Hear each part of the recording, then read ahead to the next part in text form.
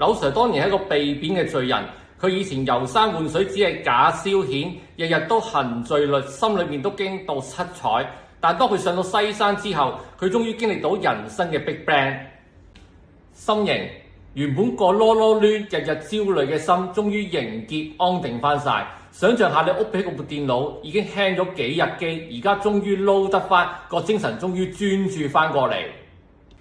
形式原本佢係一個戴罪之身，好似俾無形嘅鐵鏈捆綁住咁，而家佢終於成個身體解放咗，好似除咗對頂子鞋，放低咗10公斤嘅書包咁爽，真係感受唔到身份嘅束縛。